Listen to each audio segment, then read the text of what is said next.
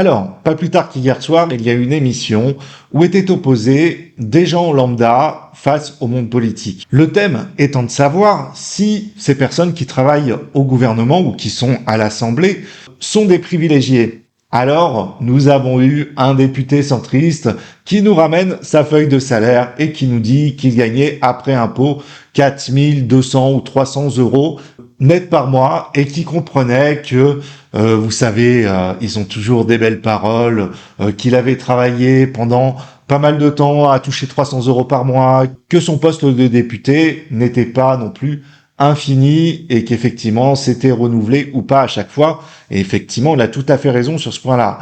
Mais il y a eu d'autres passages où aussi il y a eu quelques personnalités, on parlera d'Olive Olive, qui représente la France qui galère, et Catherine Barthélémy, qui représente les riches, puisqu'elle est la 190e fortune de France.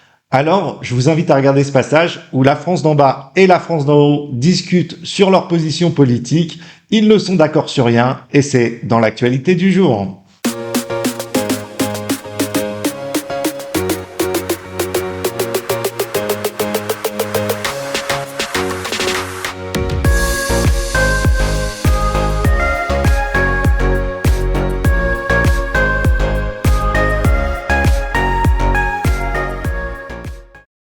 J'entends, chère madame, parce que vous parlez beaucoup. Et ça, ce que j'entends, c'est que personne,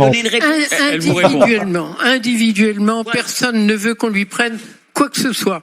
Mais chacun, individuellement, dénonce tous les privilèges dont jouissent certains assistés. Alors, bon sang devant... Elle est mal placée pour en parler, hein. 190e fortune de France, et c'est elle qui vient dire qu'il y a des privilèges. Enfin, vous voyez, ces gens-là, en fait, ils sont pas concernés parce qu'en fait, voilà, bon, cette femme est à la retraite, elle a sûrement travaillé, je sais pas comment elle a fait fortune, mais d'un autre côté, c'est pas les mieux placés pour discuter de la situation. Il faut prendre les Français qui souffrent, les Français qui vivent des difficultés au quotidien et qui se rendent compte que finalement, nos gouvernants gagnent beaucoup trop pour ce qu'ils font. Allez, on continue. Bonsoir. Elle vous rejoint. Il y a moyen. Oui, voilà. Oui. Allez-y, Catherine Barthélémy. On sait donc qu'il y a beaucoup de choses à faire et il faut bien que chacun participe. Monsieur, quand vous aurez éliminé tous les gouvernants, vous mettrez qui? Non, on n'a pas dit Vous tout. mettrez qui? Non, on n'a pas dit Non, tout. non, mais vous mettrez qui? Non, je préfère qu'on reste sur notre débat. Je vous le dis tout de suite, elle a voté Macron, hein. Il n'y a pas à discuter. Vous voyez, ce genre de personnes-là ne sont pas objectives.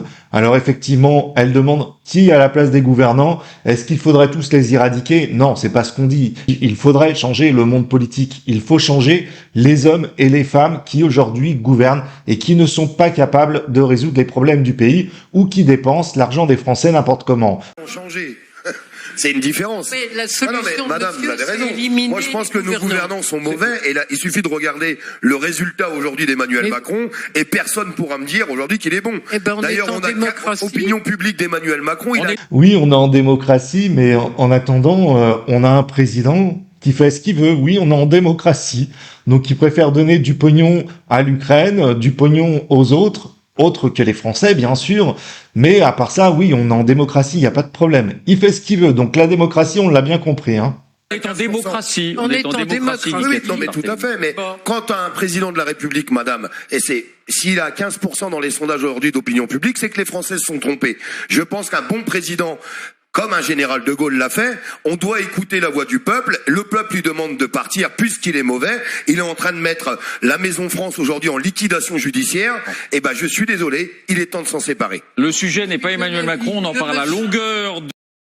Mais bien sûr que si, le sujet est Emmanuel Macron. Vous connaissez le système pyramidal. Vous mettez donc le chef de l'État en haut. Et donc, si le chef de l'État c'est un bon à rien, tout ce qui en sort ensuite, c'est-à-dire tout le long de la pyramide jusqu'en bas, en fait, ça fera de la merde, puisque c'est lui le pilote, c'est lui qui dirige tout, c'est lui qui fait la pluie et le beau temps. Donc, bien sûr que si, Emmanuel Macron est le sujet. Cet homme politique doit partir, il ne veut pas partir, il en a bien conscience qu'il n'est plus populaire. Il sait très bien que tout le monde veut qu'il dégage, mais il continue à rester parce qu'il se dit, oui, mais les Français, ils ont voté pour moi, donc voilà, je suis élu, et donc je reste. En soi, il n'a pas tort. Mais ce que cette dame n'a pas compris, c'est que la démocratie, ça serait éventuellement de respecter les gens qui votent pas. Oui, quand on a plus de non-votants que de votants, eh bien on refait une élection et c'est reparti pour un tour. Oui madame, la démocratie, c'est aussi respecter les Français qui n'ont pas voté et qui aujourd'hui représentent une très grosse partie de la population. Sur ce les amis, je vous dis à très bientôt pour de prochaines vidéos. Ciao!